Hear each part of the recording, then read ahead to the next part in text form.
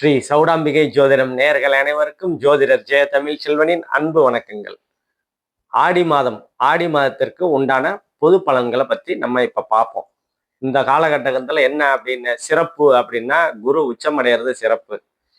ஆடி மாசம் அப்படிங்கிறதுனால சூரியன் கடக ராசியில, அதனால சந்திரனோட, அதாவது அம்மா வீடுன்னு சொல்லுவோம், தாய் வீடு. சூரியன் வந்து தந்தை வீடு, சந்திரன் வந்து தாய் வீடுன்னு சொல்லுவோம்.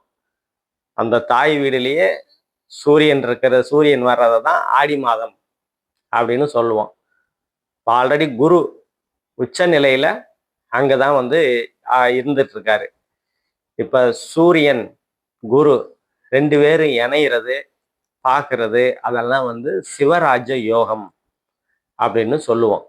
இந்த ஒரு மாத காலம், இந்த ஆடி மாசம் ஃபுல்லாவே சிவராஜ யோகம் யார் யாரு ஜனன கால ஜாதகத்துல இருக்குது, அதாவது சூரியன் சுபத்துவம் அடைகிறது, அதாவது குருவோட இணையிறது பிளஸ் குருவோட பார்க்கப்படுறது. சூரியன் வந்து குருவுனால பார்க்கப்படுறாரு அப்படின்னா 5, 7, 9 இந்த சிறப்பு பார்வைகள் வந்து குரு பகவானுக்கு இருக்குது.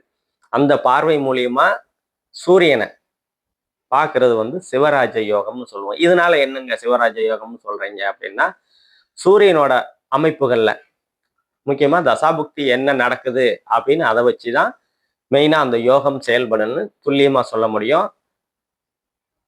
அரசு சார்ந்த அமைப்புகள், இப்ப வந்து ஒருத்தர் வந்து கவர்மெண்ட் ஜாப்புக்காக தேடிக்கிட்டு இருக்கிறாரு அப்படின்னா, அவருக்கு இந்த காலகட்டத்துல ஜனனகால ஜாதகத்துல சிவராஜ யோகம் இருக்குது அப்படின்னா கண்டிப்பா இப்ப அது வந்து செயல்படும்.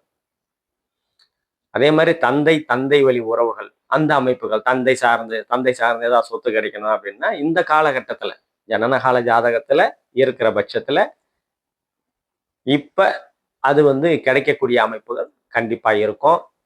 அதே மாதிரி எலக்ட்ரிக்கல், கரண்ட் சார்ந்து, இபி, அந்த மாதிரி அமைப்புகள்லாம் சூரியனோட காரகத்துவத்துல எல்லாம் பயனடையக்கூடிய ஒரு அற்புதமான காலகட்டங்களா இருக்கும்.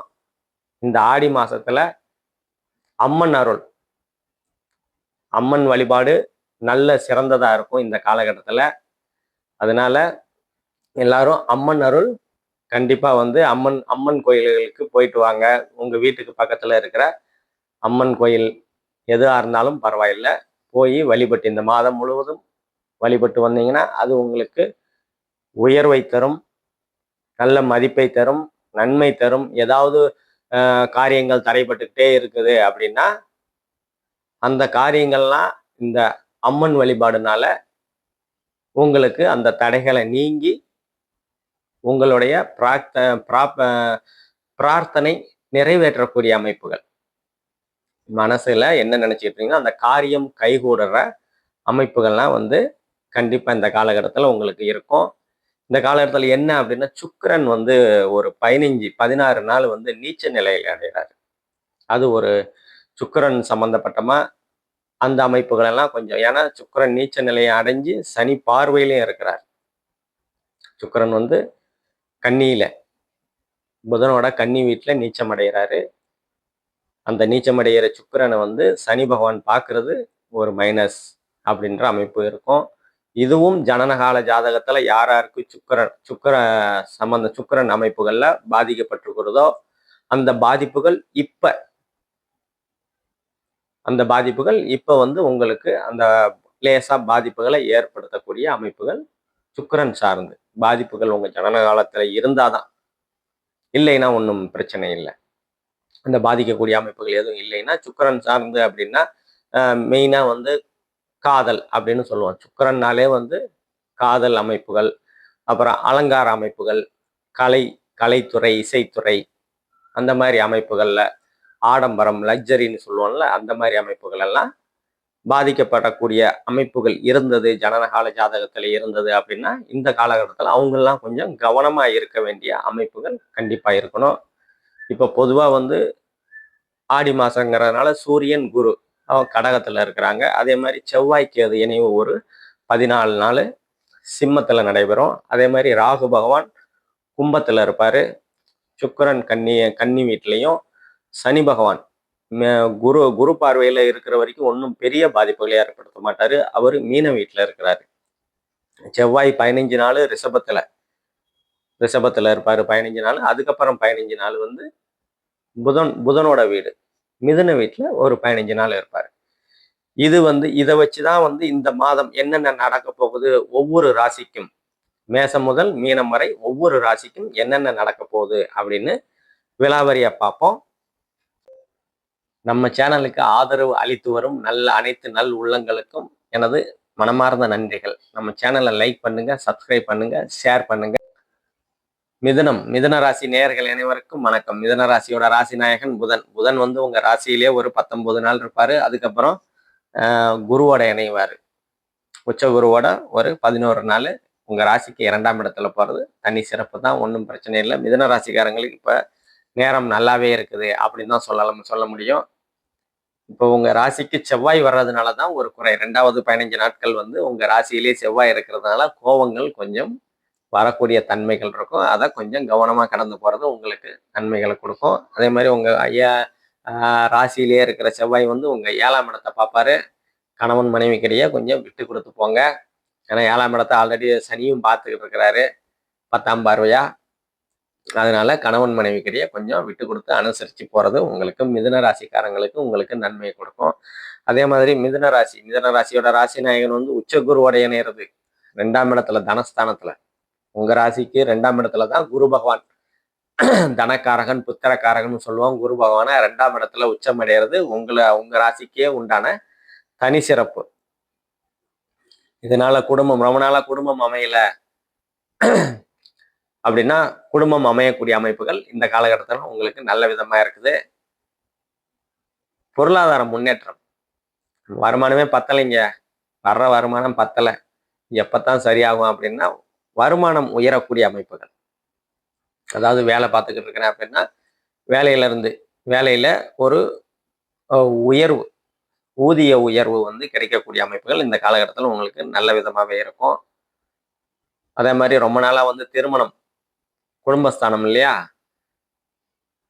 ரொம்ப நாளா வந்து திருமணம் நடக்கலை, பார்த்துக்கிட்டே இருக்கிறோம் அமையலை அப்படின்னா குடும்பம் அமையக்கூடிய அமைப்புகள் உங்களுக்கு இந்த காலகட்டத்தில் நல்லா இருக்கும். குடும்பத்தில் ஏற்கனவே இருந்து ரொம்ப நாளா பிரச்சனை, கணவன் மனைவிக்கிட்டேயே பிரச்சனை, இல்லை அண்ணன் தம்பிக்கிட்டேயே பிரச்சனை அப்படின்னா குடும்ப உறவுகள்ல ஏதோ பிரச்சனை விரிசல் இருக்குது அப்படின்னா அந்த அமைப்புகள்லாம் சரியாகக்கூடிய தன்மைகள் இந்த காலகட்டத்தில் உங்களுக்கு கண்டிப்பா இருக்குது. அதே மாதிரி உங்க ராசிக்கு 3ஆம் இடத்துல சுக்கிரன் ஒரு 14 நாள் இருப்பாரு. தம்பி தங்கைகளிடையே ஒரு அனுகூலங்கள் ஆதாயங்கள் உங்களுக்கு கண்டிப்பா கிடைக்கும். அவங்களுக்கு உங்களுக்கும் தம்பி தங்கைகளுக்கும் இருந்து வந்த கருத்து வேறுபாடுகள் அதெல்லாம் வந்து சரியாகக்கூடிய தன்மைகள் கண்டிப்பா இந்த காலகட்டத்தில் உங்களுக்கு உண்டு. அதே மாதிரி உங்க ராசிக்கு 4ஆம் இடத்துல சுக்கிரன் நீச்சம் அடைவாரு. நீச்ச நிலையில ஒரு 16 நாள் இந்த மாசம் இருப்பாரு. சனி பார்வையிலும் இருப்பாரு. அம்மா சார்ந்த அமைப்புகள் நல்லாவே இருக்கும். இருந்தாலும் சிறு சிறு உடல் உபாதைகள் வரத்தான் செய்யும். பெரிய அளவுகள் பாதிப்புகள் இல்லை. அதை ஜனனகால ஜாதகத்தை வச்சுதான் முடிவு பண்ண முடியும். அதே மாதிரி வீடு வாகனம் யோகம் இந்த காலகட்டத்தில் வீடு வாகனம் யோகம் உண்டாகும். ஆனா சிறு தடையோடு உண்டாகும். கொஞ்சம் தடை, ஒரு பேப்பர்ஸை இந்த காலகட்டத்தில் ஏதாவது வீடு வாங்கணும் நிலம் வாங்கணும் அப்படின்னா பேப்பர்ஸை கரெக்டாக இருக்குதா அப்படின்னு 1க்கு 2 முறை செக் பண்ணி வாங்கிக்கிறது இந்த காலகட்டத்தில் உங்களுக்கு நன்மையை கொடுக்கும். அதே மாதிரி குரு பகவான் வந்து உங்க ராசிக்கு 6ஆம் இடத்தை பார்க்குறாரு.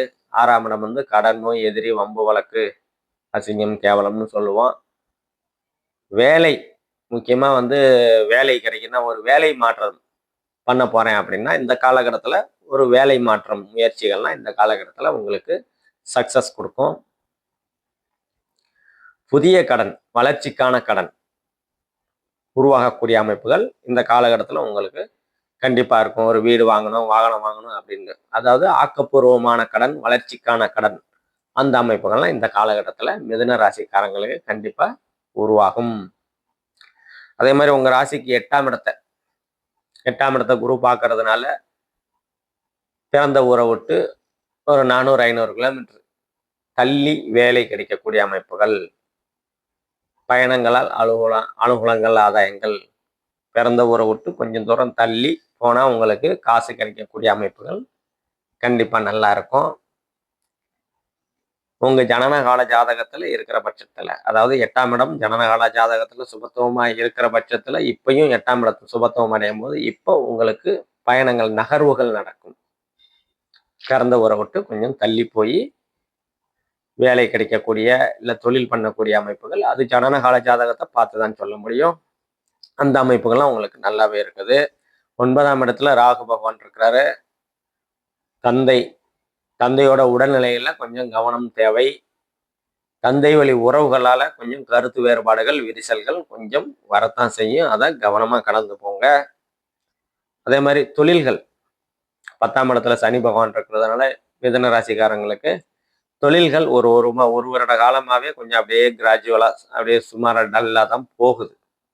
அது இந்த குரு பார்வையினால கொஞ்சம் ஓரளவு உயரக்கூடிய அமைப்புகள் நல்லாவே இருக்கும். பெரிய அளவுகள் பாதிப்புகள் இருக்காது. அதே மாதிரி உங்க ராசிக்கு 10ஆம் இடங்கள் இருக்கிற சனி 3ஆம் பார்வையா 12ஆம் இடத்தை பார்ப்பாரு.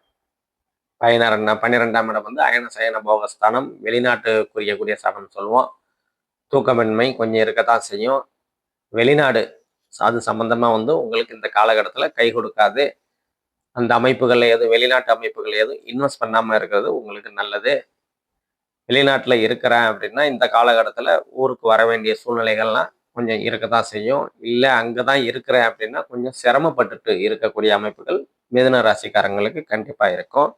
இப்போ நம்ம சொன்னது எல்லாமே பொது பலன்கள் தான். துல்லியமான பலன்கள் வேணும் அப்படின்னா கீழே உள்ள நம்பரை கான்டாக்ட் பண்ணுங்க. நன்றி, வணக்கம்.